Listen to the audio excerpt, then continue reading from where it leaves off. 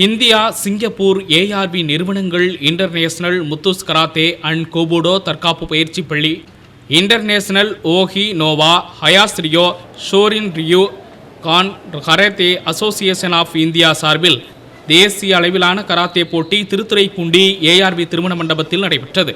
இதில் தமிழ்நாட்டிலிருந்து சென்னை, தூத்துக்குடி, கும்பகோணம், நாகப்பட்டினம், மயிலாடுதுறை, தஞ்சாவூர், திருவள்ளூர் மற்றும் கேரளா, ஆந்திரா, பாண்டிச்சேரி ஆகிய மாநிலத்தில் இருந்தும் 1500க்கும் மேற்பட்ட மாணவ மாணவிகள் கலந்து கொண்டு கட்டா, குமித்தே, டீம் கட்டா, கோபுடோ, கட்டா, ஸ்பீட், கிங் ஆகிய போட்டிகளில் 5 வயது முதல் 40 வயதுக்கு மேற்பட்ட பிரிவுகளில் வயது அடிப்படையில் போட்டிகள் நடத்தப்பட்டு முதல் 3 இடங்களை பிடித்த மாணவர்களுக்கு பரிசுகள் வழங்கப்பட்டது.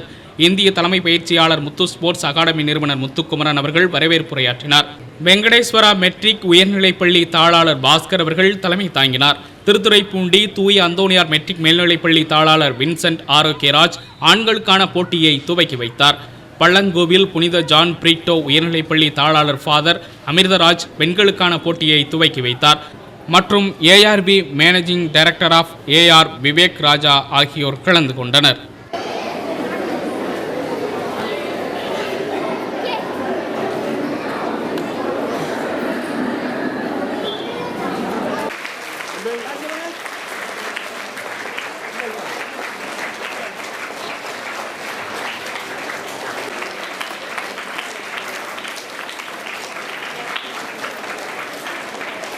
பயிற்றுனர்கள் மற்றும் பெற்றோர்களுக்கும்